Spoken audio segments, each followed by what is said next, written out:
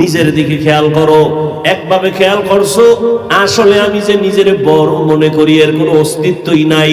আমি দুনিয়াতে নাপাক পানির থেকে সৃষ্টি হয়ে আসছি। আমার শরীরের মধ্যে দুর্গন্ধ, আমার ঘামের কারণে পার্শ্বে কেউ দাঁড়াতে পারে না। আমার ঘাম থেকে গন্ধ, প্রস্রাব পায়খানা নিয়ে সারাদিন চলি। দ্বিতীয় দিকে নজর করো, আমার এত সুন্দর চেহারা দিয়ে কে বানাইছে? চিন্তা করো,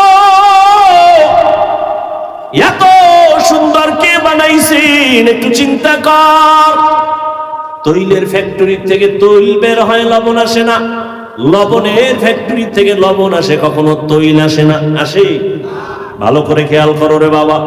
ও যুবক, একটু চিন্তা করো, আমার মালিক কেমন দয়ার মালিক। তোমার আমারে কত আদর করে বানাইছেন, বিনিময়ে কোনো টাকা পয়সা কিছুই চান না। ও বান্দা, নজর করে দেখ আমার আল্লাহ কেমন কারিগর। আম্মা জানের একটা ফ্যাক্টরি বানাইয়া একই ফ্যাক্টরি থেকে আল্লাহ 10টা সন্তান দিয়েছেন। একটু নজর করে দেখ, কারো চেহারার সাথে কারো চেহারার মিল নেই। আছে? কারো কণ্ঠের সাথে আর একজনের কণ্ঠের মিল নেই। আবার একই ফ্যাক্টরির সন্তান, 5টা ছেলে 3টা মেয়ে, 3টা ছেলে 4টা মেয়ে। কে করেন? আল্লাহর ভালো করে চিনো। দুনিয়াতে আসিয়া কখনো আব্বু বলে ডাকতে পারি নাই, আম্মু বলে ডাকতে পারি নাই। ডাকবো দূরের কথা, কে আমার মা, কে আমার বাবা আমি তো চিনি নাই। আমার দাদি নানি আমারে দোয়াইয়া মুসাইয়া পরিচ্ছন্ন করে রাখলো। পানিটাও খাইতে বড় কষ্ট হয়। আল্লাহ কয়, দেখ দুনিয়াতে পাঠানোর আগে তোর জন্য তোর পিওর খান আমি ব্যবস্থা করেছি, মায়ের বুকে দুধ দিয়া দিলাম। ও বান্দা, তুই দুনিয়ার থেকে দুধ যদি খাও, পান করতে যাও, তুই পারবি না। একটু তেল বেশি যাবে, নুন বেশি যাবে, চিনি বেশি যাবে, তোর ক্ষতি হবে। একটু গরম বেশি হলে ক্ষতি হবে, ঠান্ডা বেশি হলে ক্ষতি হবে। আর আমি আল্লাহ কেমন কুদরত দিয়া খানা আয়োজন করেছি। দুনিয়ার মানুষ ফ্লাক্স বানায়, ফ্লাক্সের ভেতরে গরম পানি, গরম চা, গরম দুধ রাখে, 24 ঘন্টার বেশি কোনো গ্যারান্টি নাই। আর আল্লাহ কয়, নজর করে দেখ পরিমাণ মতো চিনি, মিষ্টি, লবণ যা দেওয়ার আমি মায়ের বুকে এমন খানা দিলাম, যেটা বেশি ঠান্ডাও না, গরমও না, পাতলাও না, ঘনও না, বেশি লবণাক্ত না, মিষ্টিও না।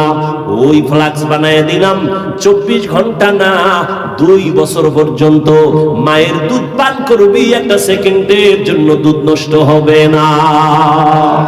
কাদের কুদরত দারি বার কামাল, আনতা রব্বি আনতা হাসবি জুল জালাল, তুহি কাদের জলিলুল্লাহ জাহাদান, বহর হালে তুহি মেরা নেগাহদা। দুনিয়াতে আসছি আব্বু বলে ডাকতে পারি না, পেটে ক্ষুধা লাগছে বলতে পারি না খানা দাও, ঘুম আসতেছে বিছানা দাও বলতে পারছি। শুধু একটাই পারছি, কি? কান্না করতে। কি? শুধু কান্না, কান্না, কান্না, কান্না। খানার প্রয়োজন, কাঁদতেছি। ঘুমের দরকার, কাঁদতেছি। বাথরুমে যাওয়া লাগবে, কাঁদতেছি। আর এই কোন কান্না দিয়া কি বুঝাইতে চাই কেউ বুঝে না, আমার আম্মা ছাড়া।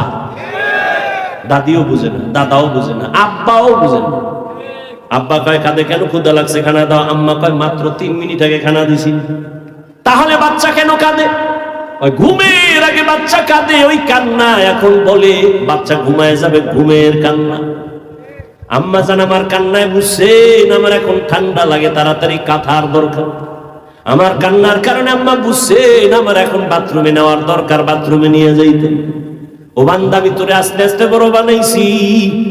আমি আল্লাহ তোরে দাঁত ছাড়া পাঠাইছি, কোনো দাঁত নাই ছিল। তোর আব্বা আম্মা কয়দিন মুনাজাত করছে, আল্লাহ একটা ছেলে দিলা, দাঁত দিলে না কেন? কোনদিন বলে নাই।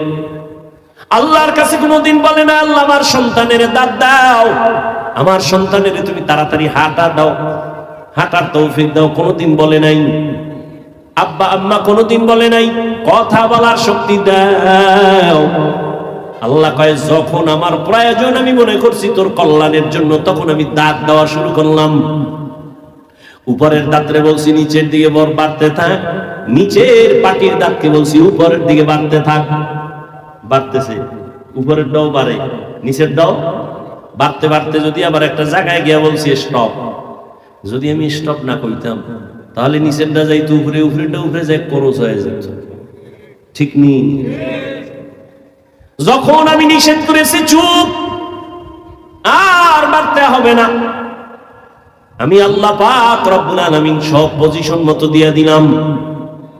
তুই দুনিয়াতে আসার পরে খানার আয়োজন, দুনিয়ার খানা খাবি, আমি আল্লাহ সব আয়োজন করে দিলাম।